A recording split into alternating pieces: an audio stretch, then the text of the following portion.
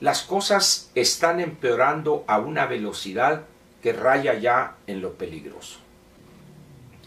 La gobernación es un conjunto de prácticas o una visión de la estructura del Estado acorde con las condiciones que se van generando en la economía. No es lo mismo la gobernación en el sexenio del presidente Ruiz Cortines que la que se llevó a cabo con López Mateos o con el mismo Díaz Ordaz o Echeverría y López Portillo. Va cambiando la gobernación. Cuando éramos una economía cerrada, el Estado mexicano tenía un margen de maniobra en cuanto a decisiones económicas y políticas se refiere, mucho mayor que cuando el país debió abrir en 1987 su economía, porque el modelo anterior de economía cerrada, de sustitución de importaciones, cayó hecho pedazos, quedó en ruinas. En una economía abierta, el papel del gobierno difiere radicalmente de aquel que debe jugar el gobierno en un modelo cerrado de economía. En las economías abiertas, los gobiernos deben buscar con los elementos a su alcance, generar un campo parejo para que los agentes económicos privados se desenvuelvan, tomen riesgos y compitan lo más cercano a una situación no alcanzable, por supuesto, y menos en un país como el nuestro, de competencia perfecta.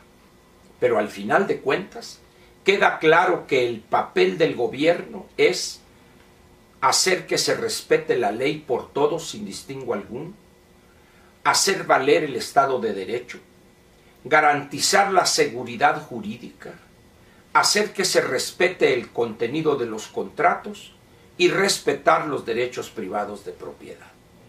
Y el primero que debe cumplir con esas condiciones es el gobierno mismo. López no entiende eso. Se quedó en aquellas épocas, en aquellos años, del partido casi único y la economía cerrada. Cuando uno tiene ese modelo de desarrollo cerrado, es factible tener un partido casi único. Los países que llamábamos socialistas son buen ejemplo de ello.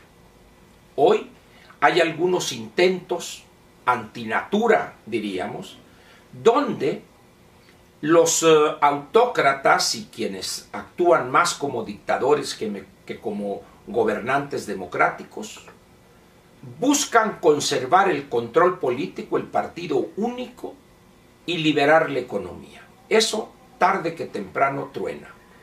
La República Popular China poco a poco empezará a sentir las presiones de un sector empresarial pujante que compite en el mundo, pero también de una clase media que exige participar en las decisiones políticas. El caso de Vietnam es otro similar. Pueden durar 10, 15, 20 o más años, pero no son compatibles esas dos estrategias. En México, los grandes cambios estructurales posteriores a 1987 fueron el fermento que permitió que también políticamente se registraran cambios y avanzáramos en la democratización del país. Hoy, con todos sus defectos y limitaciones, tenemos un sistema vibrante de partidos. Repito, con todas las limitaciones que usted quiera verle a ese sistema. Pero es inherente a la democracia, por más imperfecta y con los errores que usted quiera verle.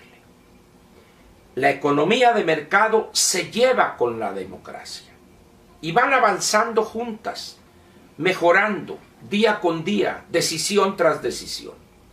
Y el Poder Legislativo tiene como tarea fundamental facilitar ese avance, esa modernización. ¿Cómo?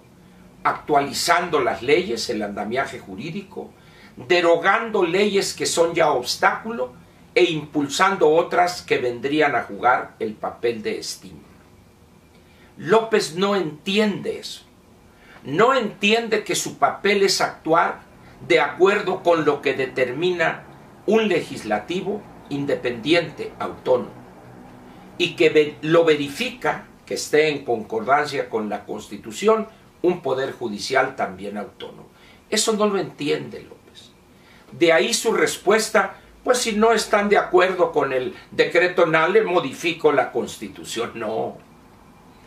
Si López insiste en seguir esa ruta, que además habla de una desesperación para hacer planteamientos aventurados como ese, sin sustento alguno, ni jurídica ni numéricamente en el Congreso de la Unión, quiere decir que ha rebasado ya toda prudencia y está ya en el plano de la toma de riesgos y emitir declaraciones peligrosas para la estabilidad política del país. Los países en América Latina han visto a muchos gobernantes con esas características, y en la mayor parte de los casos, la solución a esa fuente de problemas ha sido una salida, por desgracia, no constitucional.